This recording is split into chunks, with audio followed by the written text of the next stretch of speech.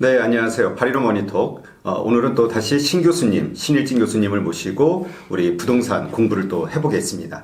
이번에는 지난번에도 얘기 나눴던 것처럼 경매 부분에 대해서 한번 이야기를 나눠보죠. 네. 오랜만에 일단 나오셨으니까 한번 인사 좀 하시고. 네.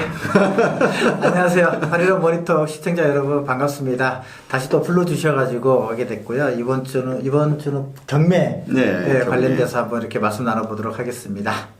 네, 그 경매에 대해서 여러 가지 이야기가 있는데 사실 저는 경매를 해본 적은 한 번도 없어요. 근데 이제 제가 알고 있는 거는 뭐냐면은 그 월급장이들이 목돈을 만들 수 있는 가장 좋은 방법이 경매를 통해서 부동산을 취득하는 거이다라는 이야기도 있고요. 또 경매를 잘 받으면 아주 큰 수익을 올릴 수 있다 이런 이야기도 들었고요. 맞는 말이긴 하죠. 맞는 말이에요? 맞는 말이긴 하지만 그 반대 현상도 많으니까. 오히려 손해볼 수도 있다. 예, 그렇죠. 그래요. 그래서 한번 그 경매에 대해서 한번 알아보겠습니다. 먼저 이 경매라는 거는 경매에 이제 물건이 나오는 거잖아요. 네. 그러면 그거는 일단 무슨 문제가 있는 거죠? 하자가 있는 그렇죠. 건가요? 네, 가장 기본이 이제 하자가 발생이 했기 때문에 경매가 나오겠죠. 근데 이 하자라는 것이요, 저희가 이제 현장에서 하다 보면 한 4가지 정도로 이렇게 구분이 돼요. 첫 번째 하자라는 것은 이제 입지적인 하자죠. 위치가 안 좋은데 건축물이 지어진 거. 그래서 그 뭐 분양이라든가 이렇게 매각이 안 되다 보니까 경매 시장으로 넘어가는 것. 그런 이제 하자가 있고요. 그 다음에 두 번째는 이제 그 시간적인 하자가 있어요. 예를 들어서 지금 같은 경우는 경매 시장이 이제 또 많이 또 이제 주택 같은 경우 많이 늘어나고 있거든요. 그런 시간이 주택이 많이 나올 수 있는 또는 다른 상가 부동산 같은 경우도 그렇게 나올 수 있는 그런 시간에 따른 게 있고요. 그 다음에 건축물 자체의 하자가 또 있어요. 네, 건축물을 구성이 잘못됐다든가 또는 건축물에도 이제 제대로 안 됐다든가 그래서 잘 매각이 안 됐다든가 이런 게 하나 있고요. 그 다음에 이제 우리가 흔히 말하는 채권상의 문제. 네, 돈을 빌려줬는데 돈을 갚지 못하니까 그 채권자는 경매 신청하는 거고 그렇게 해서 이제 4가지 정도의 하자를 볼 수가 있습니다. 자세하게 한다면 뭐 시간 좀 많이 걸릴 것 같고요. 근데 이제 말씀하신 것처럼 일반적으로 아는 건 아마 그 4번째일 것 같아요. 뭐 은행에다 담보로 대출하고 아니면 사업하면서 뭔가 담보로 그렇죠. 금융권에다 대출 신청을 하거나 아니면 사채 쪽에다가 설정해가지고 했는데 그걸 못 갚았을 때 이제 채권자가 그 돈을 확보하기 위해서 이제 경매 신청을 하는 거겠죠. 네, 그렇습니다. 이게 기본적으로 그 경매라고 하는 것은 이제 임의 경매가 있고요. 강제 경매가 있어요. 그 중에서 가장 많이 하고 있는 것이 이제 임의 경매거든요. 그 임의 경매는 뭐냐면 채권에 기해서 경매 신청된 거예요.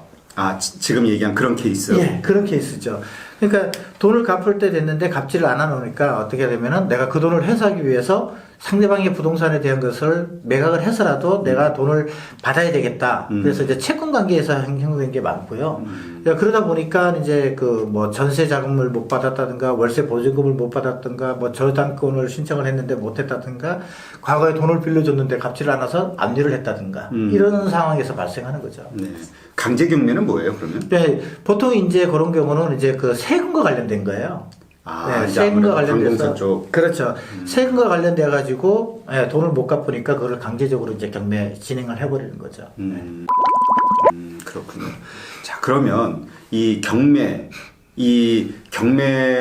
그 절차는 어떻게 이루어지나요? 그러니까 먼저 일단 뭐 임의 경매가 됐든 뭐 강제 경매가 됐든 채권자가 야, 나 내 돈 받아야 되겠어 하고 이제 그 전에 아마 설정을 해놨었겠죠. 부동산 그렇죠. 등기에다. 네.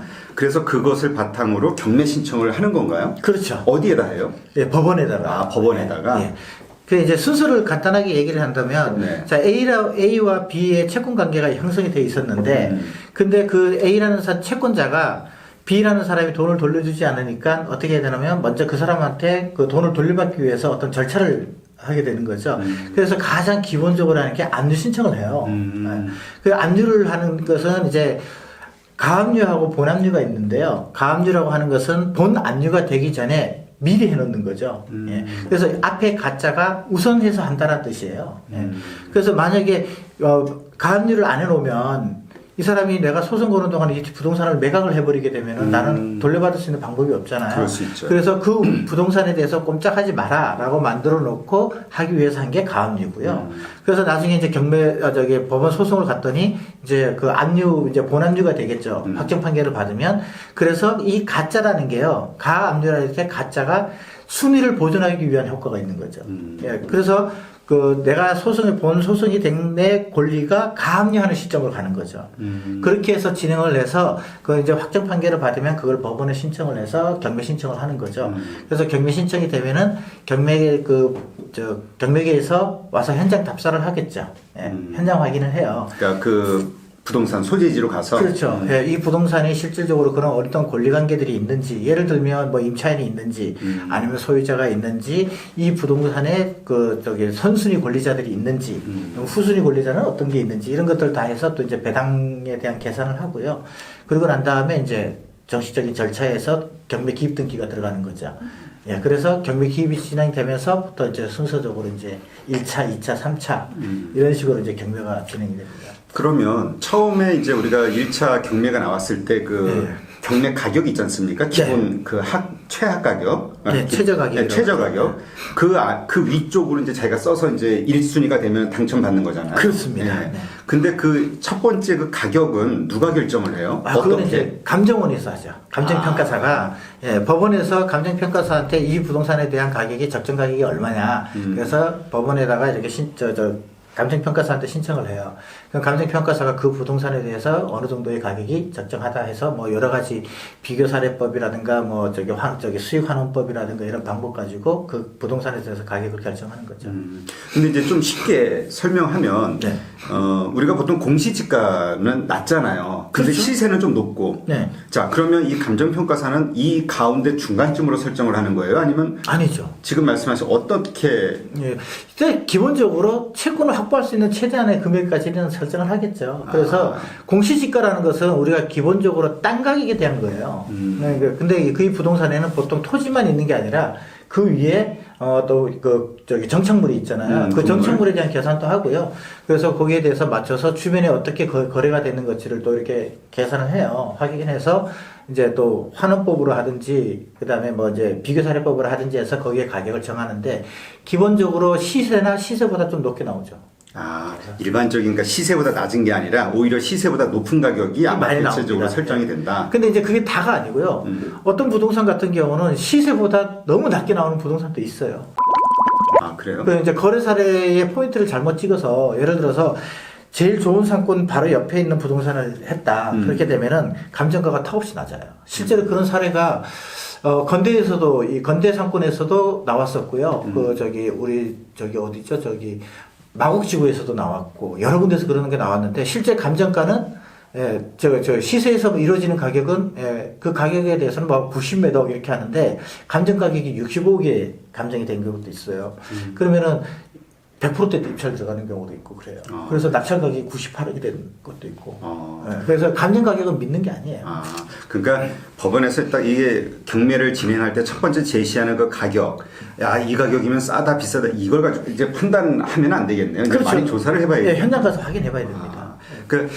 그게 좀 합리적인 그 정도 가격에 받으면 이익이야라는 생각을 했었는데 일단은 그렇지 않을 수도 많이 있겠네요. 차이가 있어요. 오히려 시세보다 높을 수도 있다는 겁니다. 주택 같은 경우는 이미 우리가 그 매매 가격이라든가 게 공시가 돼 있잖아요. 그래서 주택 같은 경우는 그렇게 큰 오차가 있는 경우는 없는데요.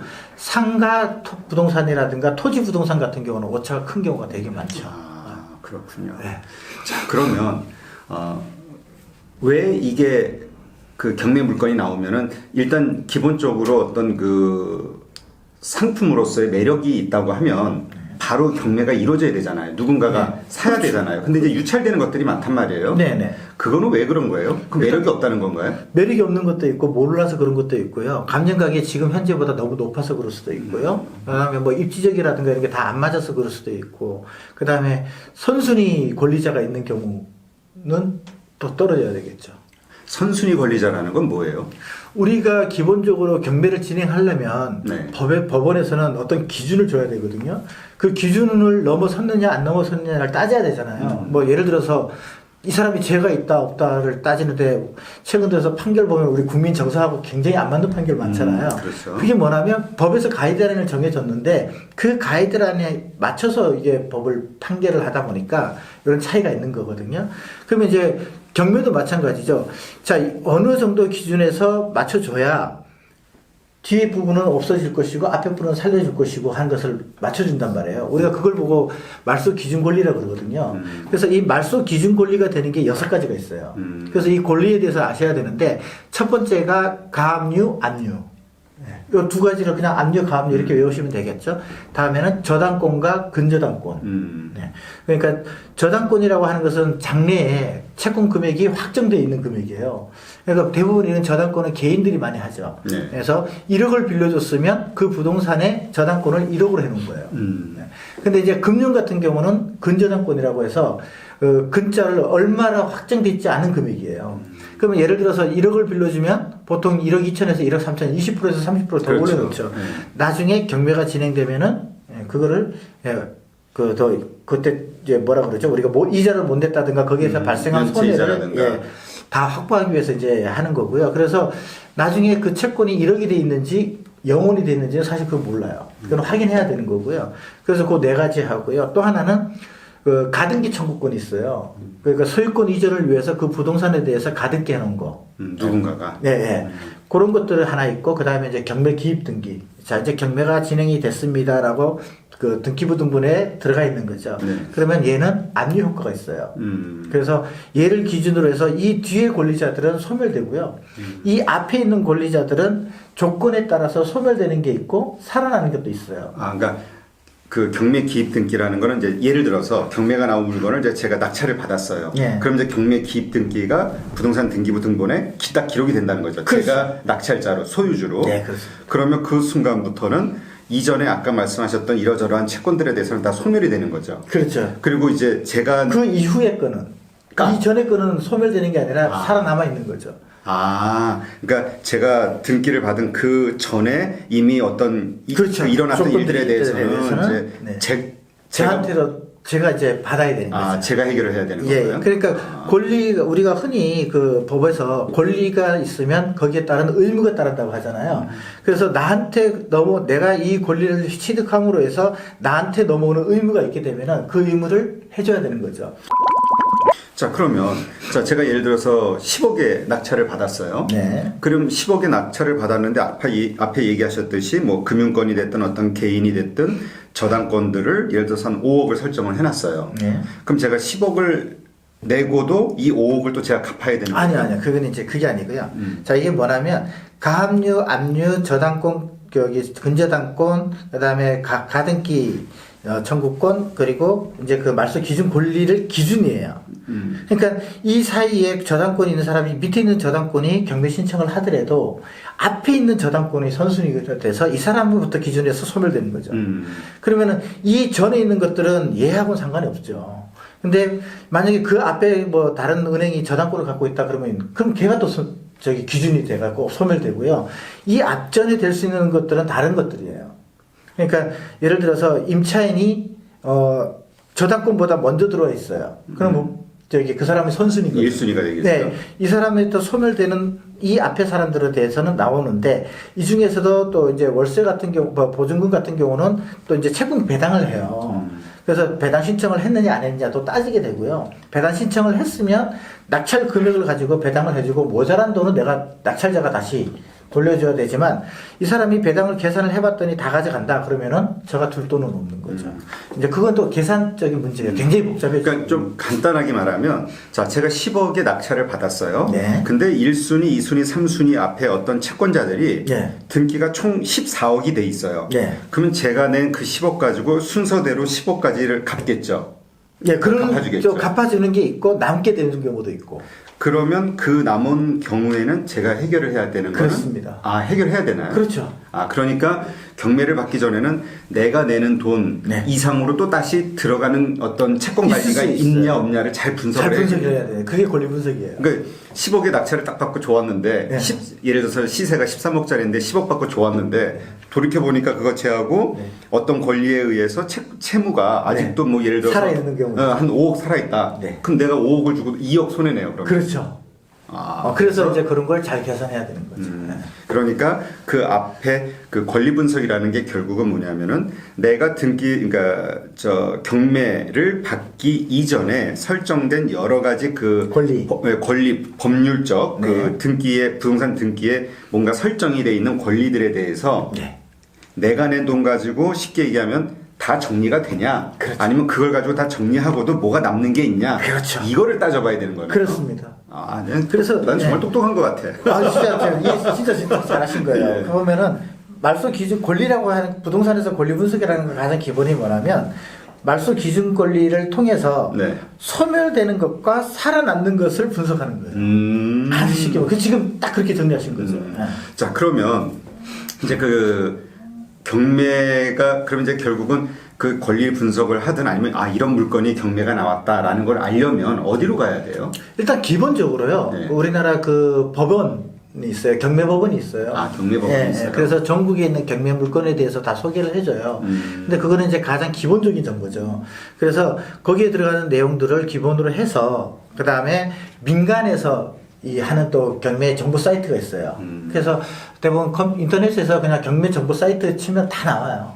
어디든 다 나오는데 그걸 이제 법원에서 하는 것은 보통 사건이 있기 2주 전 정보들부터 나와요. 그러니까 경매 공고를 내기 2주 전부터. 네.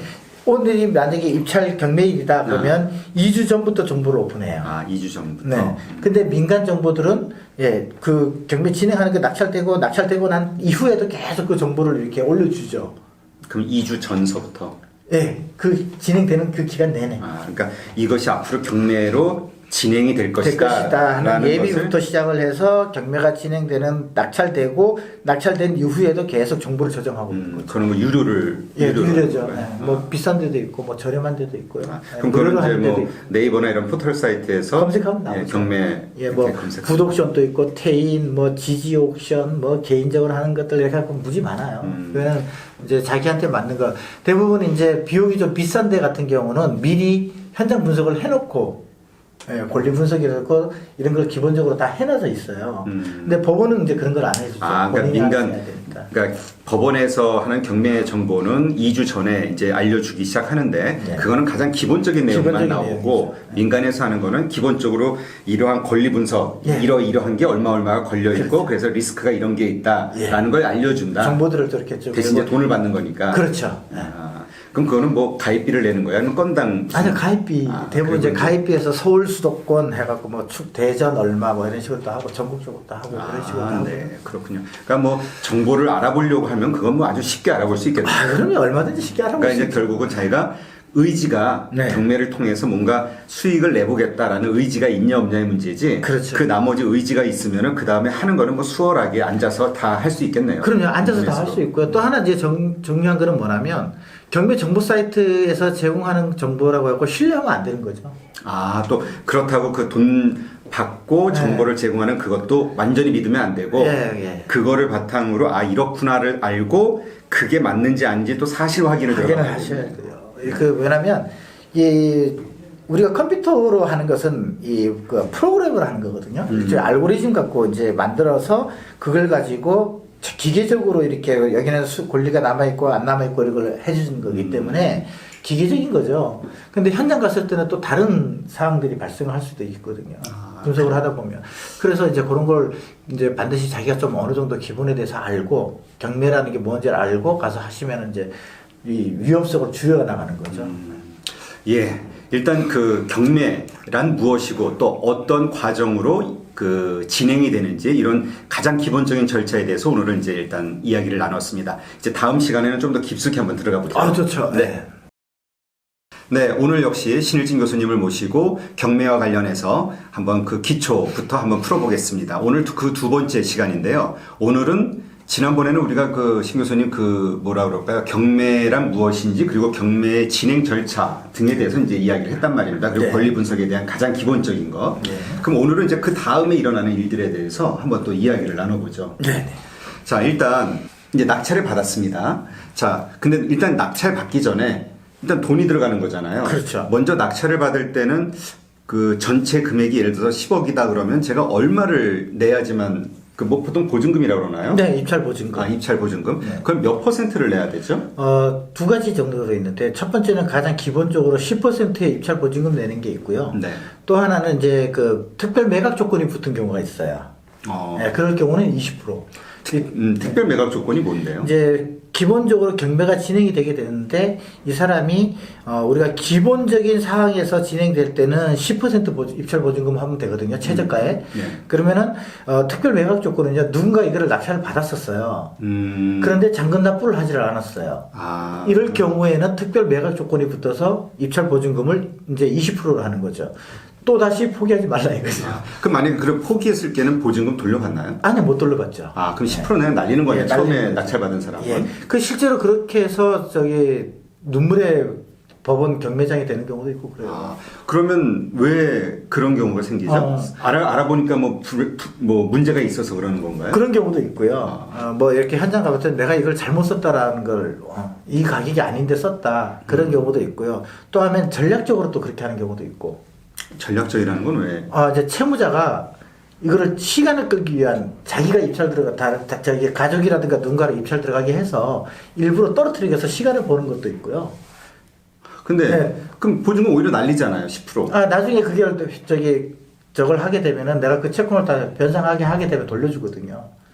아, 그러니까 예를 들어서 그 낙찰이 되진 않았어도 누군가가 그 입찰에 성공을 해서 10% 보증금을 내고 만약에 안 됐어요. 그러면 그러나 이 사람은 손해지만 그렇게 됐을 때 네. 그러나 그 돈 10%가 나중에는 이 다 채권 채무를 갚아 나가는데 다 합산이 된다는 건가요? 그렇죠. 경매가 일종의 됐을 그런 때? 거죠. 아. 어떻게 되냐면 그 다음에 또 하나가 있는데요. 금액을 잘못 쓰는 경우도 있어요. 예를 들어서 1억짜리를 내가 1억을 쓰려고 했는데 잘못 써갖고 10억을 쓰는 경우도 있어요. 그런 게 사례 되게 많아요. 아, 그래요? 네, 그래서 어이없는 일인데. 네, 잔금은 납부를 못 하잖아요. 네. 물건은 1억짜리 가격밖에 안 되는데 내가 10억을 줄 수는 없으니까 1,000만 원을 날리는 거죠. 일종의. 그러면 처음에 그 경매를 신청을 할 때 일단 보증금을 내고 이제 이 가격을 적어서 가격을 적어야 되는 봉투를 거죠. 이제 제출을 할 거 아닙니까? 그렇죠. 그런데 글자가 잘못 써졌어도 네. 이걸로 간다는 거죠. 그렇습니다. 그리고 이거는 만약에 1순위로 내가 낙찰이 됐으면은 그 낙찰 받은 걸 내가 그 다음에는 포기할 수가 없는 거고. 그렇죠. 이게 이제 그 민법에 오표시에 대한 내용이 있어요. 오표시에 대한 것이 내용이 있는데 공공기관과의 업무는 오표시가 없어요. 그 금액이 써져 있으면 그게 그대로 인정이 돼버리는 거죠. 아, 오표시란 건 그러니까 잘못 쓴 거. 네. 그런데 이제 그런 부분이 발생을 하다 보니까 이 입찰 보증금이 어디로 가게 되면은 법원에 있는 공탁 기금 저기로 가요. 그래서 이 돈이 거기에 보관이 돼 있는 거죠. 그래서 잘못 쓴 사람은 이 사람한테 돈이 돌아가는 게 아니라 채권자에서 이 사람한테서 돈이 돌아가는 거예요. 그래서 배당을 할 때 같이 합쳐서 배당을 하든가 이 사건을 정리하게 되면은 이 돈에 대해서 권리를 발생한 사람한테 돈이 다시 되돌아가는 거죠. 그러니까 결국은 누구한테 돌아가냐면 이 사람한테 돌아갈 수도 있고 다시 취하돼 가지고 이 사람한테 돌아갈 수도 있거든요. 그러니까 그 채권자가 됐든 네. 아니면은 그 부동산 건물주가 그러니까 집주인이 됐건 네. 둘 쪽으로 나중에 배당을 해가지고 가기도 하고 취하가 되면은 이 사람한테 다시 되돌려주고. 그러면 예를 들어서 그렇게 뭐라 그러셨죠? 특별 매각 조건. 특별 매각 조건. 그러니까 한번 낙찰이 됐는데 진행을 하지 않아서 포기된 물건은 그러면 그 다음에 경매는 어디에서 시작을 해요? 다시 또 한 달 후에 시작하고 그 법원에서 시작하는 거죠. 가격은 또 그 금액에서 그대로 가격. 그 전에 잔금 납부 안 했던 가격. 아, 잔금 납부 안 했던 그 가격에서 네. 다시 시작을 하는 거군요. 네, 맞습니다. 아, 그렇구나. 자, 그러면 이제 10% 보증금을 내고 이제 낙찰을 받았습니다. 네. 그럼 낙찰을 받고 이제 잔금을 납부해야 되잖아요. 그렇죠. 그래 이제 완전히 제게 되지 않습니까? 그렇습니다. 그 절차는 어떻게 돼요? 기간과?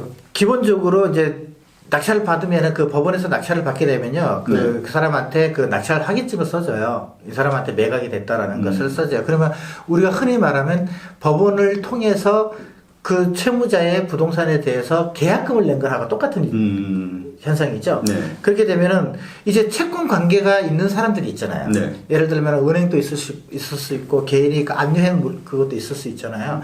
그래서 그런 비용에 대해서 계산도 할 것이고 법원에서요. 그리고 난 다음에 이 물건에 대해서 그 채권자들한테 경매가 이렇게 해갖고 낙찰이 됐다.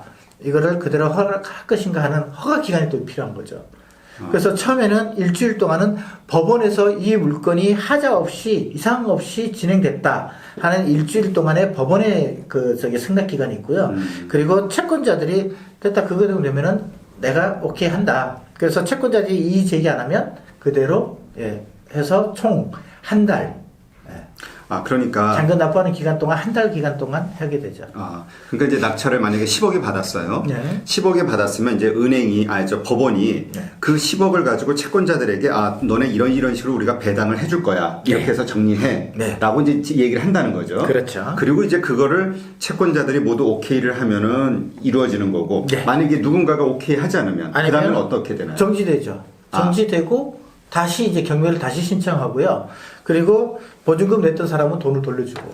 아, 그러니까 무조건 낙찰이 됐다고 해서 진행되는 게 아니라 네. 채권자의 동의가 있어야 되는 거네요. 그렇습니다. 그럼 만약에 채권자 중에 하나라도 동의를 하지 않을 경우에는 다시 이제 다시 돌아간다. 재경매 돌아가는 그러니까 거죠. 이 채권자들은 입장에서는 더 높이 받아야 되겠다 이 얘기네요. 그렇죠. 근데 이제 그게 또 법원에서는 또 이제 그 무조건 그렇게 받아주면 경매가 진행됐던 것들이 다 안 될 거 아니에요. 그렇죠. 다 계속 그러면은 이의 신청하죠. 법원에서 일이 계속 많아지잖아요. 그렇기 때문에 어떻게 되냐면 기본적인 사항에서 너희들이 경매를 진행을 했잖냐. 그러면 니들이 이 돈을 놨는데 돈이 많이 못 받는다 그래가지고 경매를 취하시킬 수는 없다. 그래서 그런 경우는 안 받아들여요. 그런데 이제 현저하게 이제 문제가 되는 경우는 받아주죠. 그 현저하게 문제가 된다는 케이스가 어떤 케이스가 있을까요? 대부분 이제 절차상의 문제예요. 경매 절차상에 제대로 안 알려졌다든가 이런 것들 내용. 그러니까 채권자에게 돈 갖고는 안 되고. 채권자에게 뭐 예를 들어서 이렇게 진행되는 것들에 대해서 고지라든가 이런 것들이 제대로 안 됐거나 뭐 하여튼 절차상의 문제가 있을 때는 이제 이의 제기를 할 수 있는데 그래서 우리 경매에서는요 무잉여 금지의 원칙이 있어요. 어떤 거요? 무잉여. 아, 무잉여. 그러니까 예를 들어서 그 채권자가 경매를 신청한 사람이 돈이 한 푼도 안 떨어져요. 단 1원이라도 안 떨어지면은 이 사람은 할 필요가 없죠.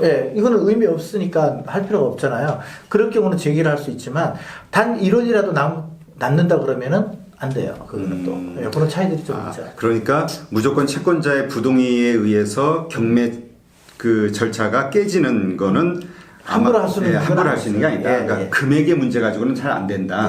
단지 이제 그 절차상에 어떤 문제가 있었을 때만 가능하다는 걸 거의 그러면 그냥 원한 대로 가겠네요. 원한 대로 가죠.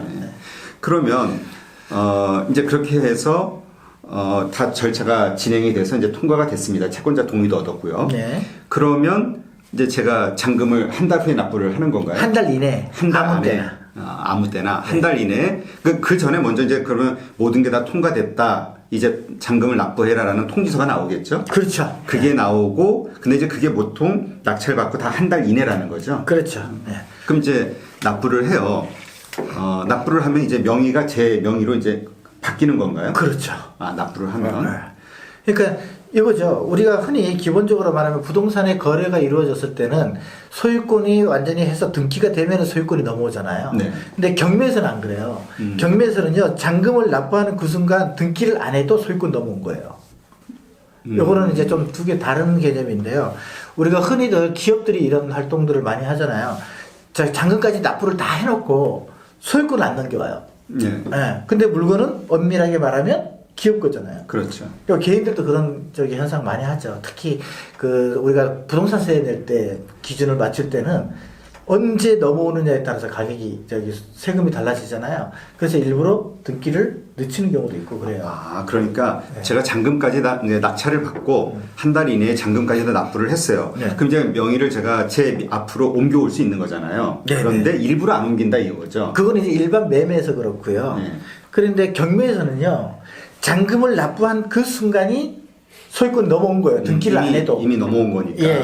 그러니까 굳이 등기를 하면 할 때 뭐 나가는 부동산 취등록세 같은 게 있으니까. 그렇죠. 그게 근데 함부로 또 그걸 하면 안 되죠. 과태료 뭐 그렇죠. 안 하면 세금 또 뭐 있을 거 아니에요. 네. 그러니까 그런 케이스가 있나요? 그 상태에서 매각하는 경우도 있나요? 그렇죠. 매각하는 경우도 있죠. 그러면 제가 가능하죠. 취등록세는 그 다음에 사는 사람이 그냥 바로 내는 거예요? 한 번만? 아니면 저도 같이 내야 돼요? 내야죠. 네. 부동산이 내가 오늘 낙찰받아 잔금을 납부했어요. 납부를 하고 등기는 아직 안 했어요. 그렇음에도 소유권은 나한테 이미 법원에서는 넘어온 거예요. 그래서 그게 일반 매매하고 차이인데 내가 그저 만약에 안 했는데 이 상태에서 매각을 한다. 그러면 나는 이미 취득을 했었잖아요. 그럼 취득세 내야죠. 그리고 저석에 넘겼으니까 저 사람도 취득세를 내야죠. 그러니까 두 번 다 내야 되는 거죠. 그러면 아까 얘기하신 대로 그걸 뭐 굳이 미루거나 할 필요는 없는 거 아니에요? 그 미룰 필요 없죠. 네. 근데 그 미루는 사람들의 심리는 뭐예요?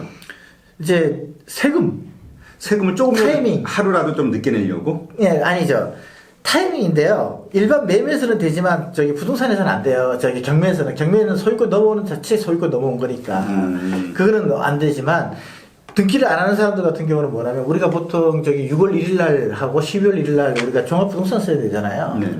이제 그런 타이밍을 이용하면 세금이 내한테 등기가 되기 전까지는 매매에서는 저 사람 소유거든요. 그 사람의 세금으로 나가는 거고 경매는 안 돼요. 경매는 예, 법이 정해서 하는 거기 때문에. 그러니까 일반적인 다른 그 부동산 거래에서는 그런 경우가 있지만 네. 경매에서는 잔금을 납부하는 잔금 납부하는 그날이 소유권 이전을 하는 거예요. 예. 그렇군요. 자, 그러면 그 경매에서 명도 이전한다고 하지 않습니까? 네. 예. 이게 그러니까 그 낙찰을 받고 자기 앞으로 명의를 옮기는 걸 이야기하는 건가요? 예, 거기서부터 이제 그 뒤에 절차가 또 있죠. 자, 그럼 이제 잔금을 납부하고 명도를 옮겼어요. 명도 이전을 했습니다. 그 다음엔 어떤 절차가 남아 있는 거죠? 예, 요거는 이제 말이 조금 다른데요. 그거는 명의를 이전한 거고. 명의를 이전한 거고. 이때부터는 이제 명도라는 절차를 하는데 명도는 두 가지가 있어요. 하나는 인도라는 게 있고 하나는 명도라는 게 있는데 인도는 법원이 우리가 경매에서 낙찰을 받으면 그 자체가 잔금을 납부하잖아요. 네. 그러면 이 소유권은 이 사람 거다라고 판결이 된 거예요. 그래서 얘는 명도 소송을 할 필요가 없어요. 특별한 사람에 대해서는. 예. 네. 그래서 이럴 때는 인도명령이라는 걸 하는 거고요. 네. 명도는 우리가 소송을 하는 거예요.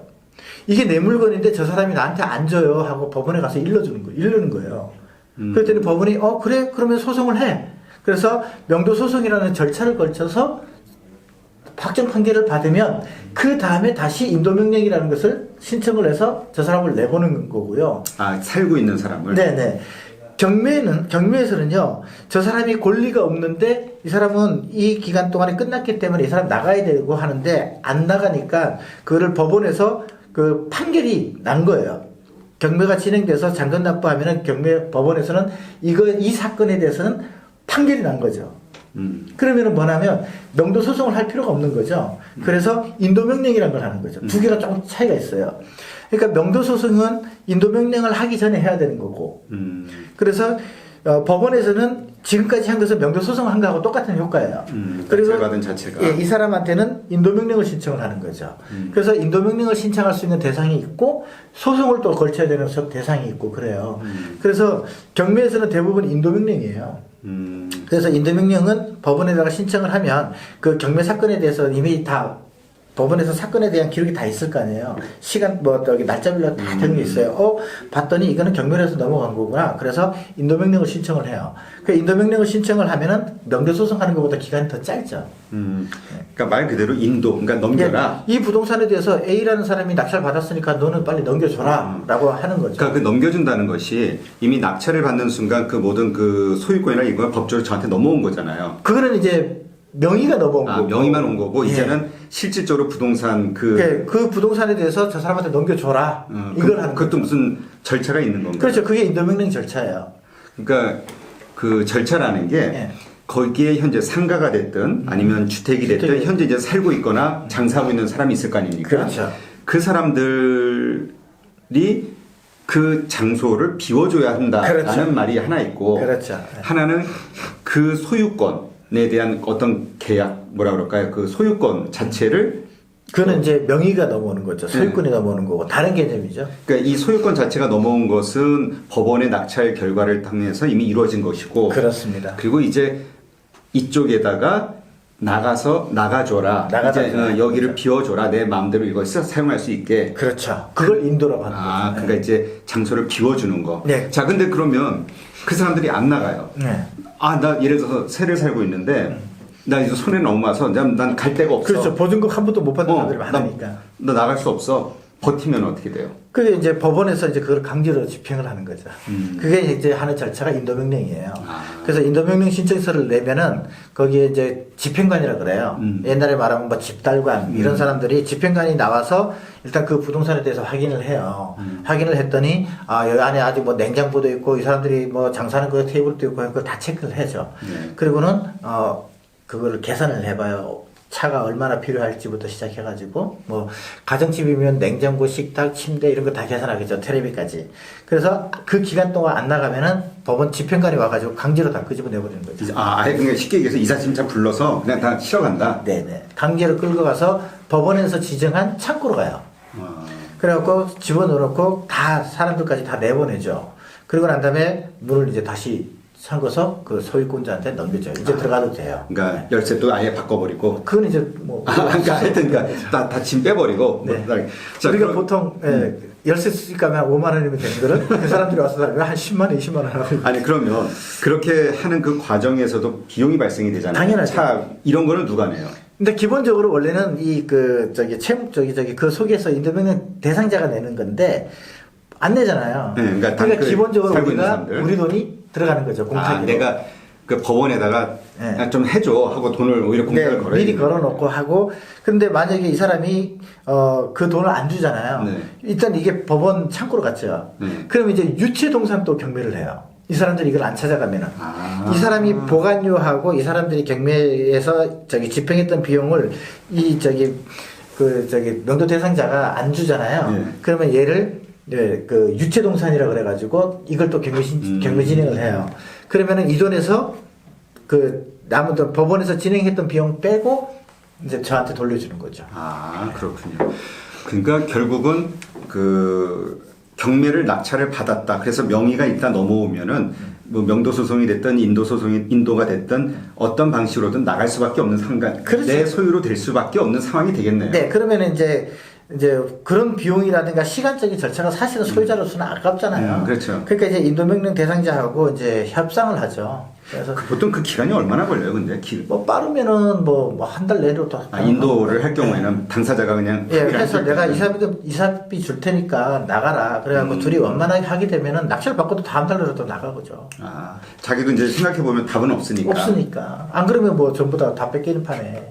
그러니까 이제 대부분 이제 합의해서 뭐 얼마, 이사비 얼마. 이렇게. 그러니까 이제 보통 이게 경매 낙찰을 받고도 그 살고 있는 사람들하고 뭐 이렇게 보상금을 좀 준다라는 얘기가 그 약간 얘기네요. 그런 거 이사비 좀 주고 나가주고 하면은 이사비 주겠다. 그래서 이 사람들이 이제 원만하게 나가고 하는데 또 받고도 또 안 나가는 사람들이 있어요. 예, 그래서 제일 중요한 게 뭐냐면 절대 나가서 짐을 다 싸고 나서 바깥에 나가고 난 다음에 돈을 줘야지. 그리고 또 그냥 또 주는 게 아니라요. 만약에 이 사람이 배당받을 권리가 있다면 배당 받을 때까지는 또 못 나가요. 그리고 이 사람이 배당을 받을 때 어떤 조건을 써줘야 되냐면 내가 이 부동산을 지금 소유자한테 넘겨줬다라는 거 확인서를 또 써야 돼요. 나갈 때. 확인서 사인을 해야만이 이 사람이 나중에 배당을 받을 수 있어요. 그러면 자 예를 들어서 일단 거기에 그 전세권자가 됐든 아니면 뭐 월세, 집주인이라고도 집주인은 소용없고. 집주인은 의미가 없고. 집주인은 뭐 그러니까 보통 이제 거기 세 사는 사람들 대부분 임차인들이 이제 문제가 장사하는 사람들 뭐 이런 사람들. 그러면 이 사람이 배당을 받았는데 배당을 다 못 받았잖아요. 네. 그러면 그때는 내보낼 수가 없죠. 아직 돈 채권이 확정이 안 됐잖아요. 그래서 이 사람이 또 돈을 법원으로부터 배당을 받으려면은 지금 현재 낙찰받은 사람한테 이 인도 확인서를 써줘야 돼요. 그래서 사인을 해줘야 된다고. 내가 이걸 넘겨줬다고. 그건 일단 나가야지만 그렇죠. 되는 거네요. 네. 나가야지만 비워주고 그래서 그런 확인서를 써줘야지만 그 사람이 법원에서 법원에 가서 받는 거죠. 근데 그거를 또 악용하는 임차인들이 있어요. 어떻게 해요? 그러니까 이제 일단은 먼저 내가 이사비를 받겠다. 그리고 내가 지금 해줄 테니까 내가 지금 당신이 생각해봐. 내가 나갈 수 없지 않냐. 어디 뭐 방도 구해야 되는데 돈도 못 받았으니까 이걸 먼저 해주면 내가 하겠다. 돈을 먼저 좀 달라. 네. 그러면 이제 내가 그리고 안 나가는 사람들도 있어요. 그럼 이제 그때는 이제 문제가 꼬이는 거네. 꼬이기 시작하는 거죠. 그래서 처음에 그냥 법대로 원칙대로 딱 해서 완전하게 다 문 앞에 짐을 다 내놓고 이때 이사비를 주고 그때 사인을 해줘야 되죠.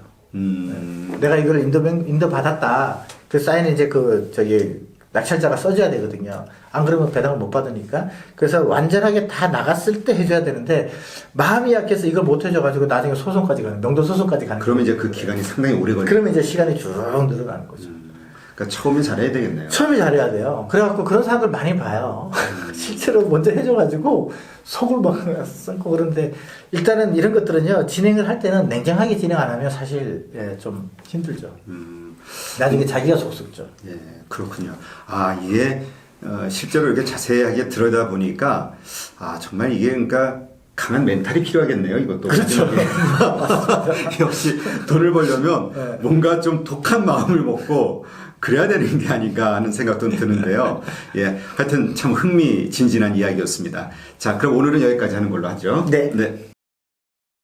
네, 신일진 교수님과 함께하는 경매를 배웁시다. 오늘 그 세 번째 시간입니다. 첫 번째, 두 번째 시간에 경매란 무엇인지, 그다음 경매 진행 절차, 그리고 어떻게 권리 분석을 하고 어떻게 그 명의를 얻어내고, 그러니까 명도 소송이라든가 뭐 인도라든가 이런 절차들에 대해서 이제 배웠습니다. 네, 오늘은 경매 시스템을 활용해서 어떻게 실제로 내가 돈을 벌 수 있는지, 어떻게 그 수익을 날 수 있는 그 투자를 할 수 있는지 이러한 것들에 대해서 실질적인 이야기를 한번 해볼게요.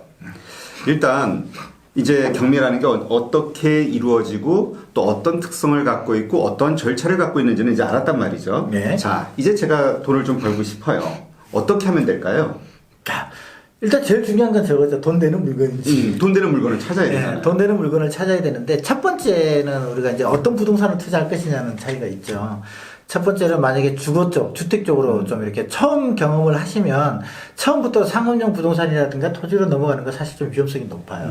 또 돈이 장기적으로 그렇죠. 잠길 확률도 높고 이제 또 여러 가지 또 분석을 더 해야 되는 것들도 있지만 주택 같은 경우는 우리가 아무리 잘못 투자를 하더라도 주거용으로 쓰는 거기 때문에 내가 안 되면 내가 들어가면 되잖아요. 그렇죠. 이제 그런 것들이 있기 때문에 처음 하시는 분들이면 아무래도 처음에는 좀 가볍게 주택 쪽에서 이제 좀 시작해보는 게 좋을 것 같고요. 다음에 이제 주택을 만약에 투자를 하시려고 하신다 그러면 가장 기본적인 게 뭐냐면 시계열에 대한 것을 좀 이해를 해야 되죠. 시계열. 우리가 이제 통계 분석 중에서 시간대별로 분석을 하는 게 있죠. 이걸 이제 우리가 흔히 보고 시계열 분석이라고 하는데요. 예. 전체적인 부동산 가격의 흐름을 이해하는 거죠. 뭐 5년 주기설도 있고 10년 주기설도 있고 그런 거 필요 없어요. 그러니까 지금 시점이 부동산이 앞으로 올라갈 시점이냐 더 떨어질 시점이냐. 그렇죠. 그거를 알기 위해서는 전체적인 흐름이 어떠느냐를 이제 조금 알 필요가 있죠. 그래서 지금 시기 같은 경우는 하향해야 되는 시기거든요. 그렇죠. 지금 그 많은 유튜브들 이렇게 보면은 부동산 폭락에 대해서 많이 이야기하는 사람들이 있더라고요. 이런 시기에 가장 투자가 좋은 거는 경매죠.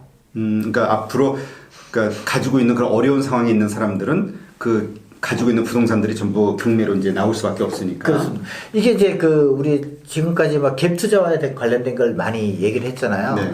분양 가격에서 어느 정도 대출을 받고 어느 정도 비용을 임차인의 보증금으로 잡고 그래서 요 금액을 가지고 투자를 하면서 이 금액에서 가격이 상승을 하게 되면 실질적으로 2억이 오르잖아요. 네. 그러면 이 사람은 2억을 투자했다 그러면 배가 오른 거예요. 그렇죠. 이걸 이제 갭 투자를 하기 위해서 하는 거거든요.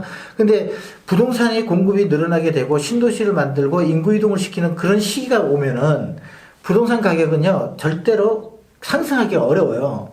거기에다가 추가적으로 지금과 같이 이제 정책이 개입이 되게 되면 가격은 멈춰버리거나 떨어질 수밖에 없거든요. 자, 지금 현재 3기 신도시, 2기 신도시와 3기 신도시가 지금 많이 지어져 있는 거 아시잖아요. 네. 그리고 이제 3기 신도시도 얼마 전에 발표가 나가지고 했지만 그렇게 되면은 동시에 인구가 이동을 해야 되죠.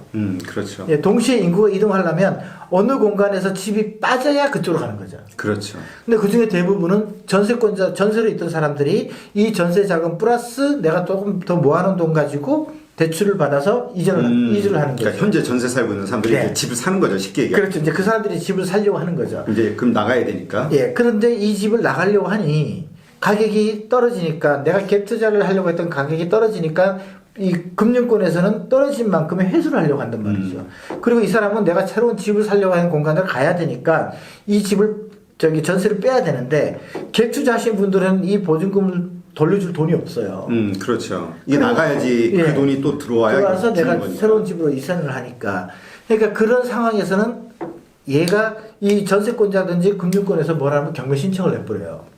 네, 경매를 신청 안 하면 내가 빨리 돈을 빼는 방법이 없으니까. 그건 전세권자가 한다는 거죠. 전세권자든지 임차권자든지 경매 신청을 해요. 그거를 이제 압류를 걸어서. 그러면은 이 사람은 어떻게 되냐면 이 집이 매각돼서 내가 돈을 돌려받아야 가는 거잖아요. 그렇죠. 그러면 이제 여기에서도 공급이 늘어난 거고요. 경매 시장에서도 공급이 늘어난 거죠. 그럼 어떻게 집값이 계속 떨어지겠죠. 하락하게 되는 거죠. 이런 시기를 타게 되면 집값이 하락할 수밖에 없죠. 그러면은 지금 단계 같은 데는 예를 들어서 집 투자를 하게 되면 이제 손해가 뭐 불보듯이 뻔하게 되는 거잖아요. 그리고 다주택자 잡으려고 하고 있고 하다 보니까 지금 같은 경우는 계속 하락기다. 그래서 하락기를 기준으로 해서는 가급적이면 피하는 게 좋고요. 그리고 내가 정말 살려고 한다. 그 집에 들어가서 내가 꼭 살아야겠다. 이럴 때는 하는 거죠. 그러니까 쉽게 얘기하면 앞으로 부동산 가격은 더 떨어질 가능성이 높으니 네. 지금 경매 나오는 것도 네. 그러니까 아까 얘기했던 어떤 설정이 돼 있는 그 가격이 높을 수 있으니까 더 떨어질 수 있으니까 내가 사고도 그렇습니다. 그러니까는 지금도 경매는 좀 이렇게 지켜보는 게 낫다. 네. 바로 뛰어들지 그러니까 않고. 이런 식이죠. 내가 진짜 살려고 하는 사람 아니면은 진짜 그래도 좀 싸게 전보다 싸게 살 수가 있지만 이게 지금 우리가 그 거래 절벽이라는 얘기가 많이 나오는 게 들이 있잖아요. 거래 절벽이 나타나게 되면 뭐냐면 물건을 내놨는데도 살 사람이 없어요. 그래서 살 사람은 내일 또 떨어질 거라고 생각하는데 굳이 살 필요가 없잖아요. 그렇죠. 우리가 그런 걸 보고 디플레이션이라고 그러잖아요. 그러니까 내일 떨어질 줄 아는데 내가 오늘 뭐하러 사? 이런 현상이 생기면 거래가 안 이루어지는 거죠. 그래서 거래 절벽이 나타나게 되는 거거든요. 그럴 때 이제 다시 또 국가에서 뭐 이제 경제 회복 정책이라든가 또 하게 되면 부동산 활성화 정책이 네, 뭐가 또 나오겠죠. 그런 식으로 해서 할 때 하는 거고. 그래서 먼저 가장 기본적으로 주택 시장에서 투자를 하실 때는 전체적인 흐름을 좀 이렇게 아실 필요가 있어요. 그래서 정확한 시점, 야, 내가 이 가격이 여기서 떨어지고 여기 이 가격에서 상승할 거야. 이걸 아는 사람은 없어요. 그러나 지금 얘기하신 대로 이제 그런 경쟁이 그러니까 공급이 많아지다 보면 당연히 뭐 이런 부정적인 생각을 갖고 있는 사람들에 의해서나 또 많아지는 공급에 의해서나 이제 뭐 첫 번째, 두 번째 유찰될 가능성도 높잖아요. 그렇죠. 그러니까 낙찰을 받더라도 그렇게 한 번, 두 번, 세 번 이렇게 떨어졌을 때 그렇죠. 그때 서울 같은 경우는 보통 기본적으로 20%씩 떨어지고요. 네, 수도권 인천 같은 경우는 30%씩 떨어져요. 아, 그래 한 번 유찰될 때마다? 네. 그럼 몇 번까지 유찰 가능해요? 제로가 될 때까지. 아까 무익녀 우리가 앞에서 무익녀에 대한 걸 얘기를 했잖아요. 네. 무익녀의 원칙까지 채권자한테 돈이 가기 한 번도 안 간다 그러면은 그때까지 떨어졌다가 다시 100%로 올라가서 또 다시 진행되고. 아, 그러니까 뭐 3회든 4회든 네. 계속 그렇게 유찰 진행이 되는 네, 거네요. 네. 낙찰될 때까지. 30%씩, 20%씩 떨어지면서. 그렇습니다. 그러니까 이제 그게 유찰이 여러 번 됐을수록 뭔가 아주 하자가 있는 거예요. 네, 하자가 있다는 네, 얘기네요. 우리 처음에 얘기했던 하자. 네. 그러니까 그 뭔가가 이제 어떤 하자가 있냐를 이제 분석해야 되는 그렇죠. 그게 이제 시간상의 하자인지 아니면 그 건축물에 대한 하자인지 아니면 입지에 대한 하자인지 돈에 대한 하자인지 이게 이제 돈에 대한 하자 같은 경우는 이제 그 선순위가 말소 기준 권리 위에 선순위가 있는 거고요. 뭐 건축물 같은 경우 건축물 다 안 지어졌다든가 이거 뭐 누가 유지권을 걸어놨다든가 뭐 이런 것들 돼 있는 거고 시간은 이제 시간과 관련된 거는 이제 아직 부동산 가격이 상승할 때가 아니기 때문에 더 떨어지는 경우 있고. 네. 그런데 이제 운 좋게도 그러한 저러한 문제가 없는데 단지 잘 몰라서건 아니면 인기가 없어서건 네, 시세보다 광주 떨어진 거를 잡아내기만 하면 이거는 저 또 그렇죠. 대박이네요. 왜냐하면 또 이제 우리가 그걸 명도하고 들어가는 시기가 또 있고 그러는 사이에 또 이제 정책이 어떻게 바뀌어서 다시 주택 가격은 항상 우상향한다 그랬잖아요. 그래서 이렇게 다시 상승할 때는 그 가격보다 훨씬 좋은 가격에 저걸 할 수 있는 거죠. 매각할 수 있는 거죠. 아까 우리 뭐라 그러죠? 낙찰을 받고 그 다음에 이제 잔금을 납부한다고 했지 않습니까? 네. 그래서 10억짜리를 만약 낙찰을 받았다 하면 이제 계약 보증금으로 10%를 내고 나머지 90%를 한 달 이내에 내면 되는데 네. 그걸 100% 내 자비로 내야 돼요? 아니면 대출을 받을 수 있는 대출을 받을 수 있죠. 아, 그래요? 네, 대출은 어떻게 받아요? 이제 금융권들이 이제 경매를 진행하는 경매 대출을 해주는 금융권들이 있어요. 우리가 흔히 말하는 1순위 금융권들. 그러니까 뭐 국민은행이라든가 뭐 신한은행에다가 기업은행 이런 것들도 있고요. 그다음에 이제 2차 금융권 뭐 이제 그 새마을금고라든가 신탁 이런 쪽으로 해서 이렇게 대출을 해주는데 주택 같은 경우는 경매로 낙찰받게 되면 보통 50에서 60%까지 대출을 해주죠. 50에서 60%는 네, 많이 해주고요. 그다음에 저기 상가 같은 경우는 뭐 입지가 좋다 그러면 최대 90%까지도 해주고. 아 그래요? 네, 제가 옛날에 95%까지 외환은행에서 받은 적이 있어가지고. 그 부동산 대책 이전 아니에요? 예, 그때 그래서 예전이라고 하는 거죠. 그거 생각하고 또 갔다가 뭐 최근에 저희가 낙찰받았던 물건 같은 경우는 저희가 기업은행에서 받았거든요. 네. 기업은행에서 90%까지 해주겠다고 한 적도 있고. 아, 그래요? 최근에. 네, 최근에. 예, 그거라면 물건이 괜찮은 거 생각을 하는 거죠. 그러니까 상업용은 그 하여튼 그 입지 조건에 따라서 네. 그 하여튼 주택보다 주택은 뭐 50% 60%밖에 딱 안 된다고 하면 뭐 이거는 더 그 이상 상가는 좀 더 많이 주고요. 토지도 한 5, 60% 정도 좀 많이 되는 데는 왜냐면 일반적으로 상가 같은 경우는 감정가가 예를 들어서 10억이다. 그러면 이제 많이 떨어지면 5억, 6억대도 낙찰받는 경우도 있거든요. 그럼 자기 돈이 1억 정도밖에 안 들어가잖아요. 1억 정도밖에 안 들어가는 그 나머지를 이렇게 대출을 해주는데 이 부동산의 가치가 이만큼 된다라고 은행에서 생각을 하기 때문에 90%도 해줄게요. 이렇게. 자, 그럼 이제 낙찰받은 그 부동산, 경매 낙찰을 받은 부동산을 가지고 어떻게 이제 수익을 낼 수 있는지 그 다음 과정에 대해서도 한번 이야기를 나눠보죠. 네. 그러니까 자, 쉽게 얘기해서 제가 경매를 통해서 부동산을 낙찰받고 그것을 통한 재산 상승, 자산 가치의 상승을 원한다고 하면 그냥 사고 그냥 쟁겨두면 되는 거예요? 아, 그거는 참 여러 가지 다른 사항인데요. 네. 수익률을 올리기 위한 작업을 한다는 건 일반적으로 주택 같은 경우는 네. 이미 이 주택뿐만 아니라 모든 부동산은요 처음부터 이 자산에 대해서 이 부동산이 가격을 상승할 거라고 예상을 하고 하는 거잖아요. 그렇죠. 근데 주택 같은 경우는 이제 가장 기본적으로 많이 하는 것이 아파트라든가 주택 같은 경우는 이제 리모델링과 연관된 것들 많이 한다고 하죠. 뭐 예를 들어서 이제 새롭게 좀 이렇게 싱크대 주방 시설을 좀 바꾸고 뭐 내부 인테리어를 조금 바꾼다든가 상가 같은 경우도 좀 오래됐던 것들을 좀 이렇게 좀 바꿔가지고 좀 약간 현대식으로 손을 바꾸자든가 그런 작업을 하긴 해요. 근데 이제 부동산 같은 경우는 주택 같은 경우는 어쨌든 시간이 해결하는 경우가 있죠. 예, 그래서 만약에 그 세금과 관련돼서 한다 그러면은 기존에 있는 부동산을 매각을 하고 새 부동산에서는 내가 저기 주택 같은 경우 들어가면은 양도세 면제를 받을 수가 있잖아요. 2년 거치 보유하고 1년 3년 보유하면 양도세를 면제받잖아요. 네. 근데 그런 방법의 절세 방법으로 하는 방법도 있지만 상가 같은 경우는 배후의 입지를 어떻게 좀 움직이게끔 하는 방법이 있긴 해요. 그래서 뭐 주로 이제 그 고급 브랜드들 뭐 스타벅스라든가 이런 걸 또 집어넣는 작업들도 하겠지만 사실 기본적인 것은 그 전에 이미 그 입지에 대해서 결정이 나야 되는 거죠. 그렇죠. 네. 그런 것들을 해서 이렇게 활용하는 경우가 좀 있고요. 아예 처음부터 그걸 걸러놓게 하는 거고요. 토지 같은 경우는 기본 투자에만 좀, 우리 초보자, 이 방송 보시는 분들이 제가 봐서는 대부분 경매적으로 초보라고 생각을 하고 이제 말씀해 드린다면 토지에 있어서 가장 투자할 때 기본이 있어요. 토지는 첫 번째로 도시지역 안에서 할 것. 우리가 국토를 나눌 때 도시지역, 관리지역, 녹지지역, 농림지역, 자연환경보전지역 이렇게 네 군데를 나눠요. 네. 그 중에서 이제 도시지역이라고 하면 우리가 도시처럼 이렇게 만들어져서 사는 지역을 얘기를 하는데 도시지역이 하는 것. 또 하나는 관리지역 중에서도 우리가 계획관리지역. 예. 도시지역으로 편입될 것을 예상을 하고 만드는 계획적으로 정해놓은 땅이에요. 이런 데를 공간을 벗어나지 않는 게 좋죠. 그래서 그런 공간에서 먼저 하시고 또 하나 이제 길이에요, 길. 일단은 투자를 하기 전에 조건들이 맞는지를 봐야 되는데 항상 길이 있는 걸 하는 게 좋죠. 그러니까 길하고 가까운? 예. 길이 있는 곳에 붙어 있는 곳. 그리고 길하고 떨어져 있는 토지를 보고 우리는 맹지라 그래요.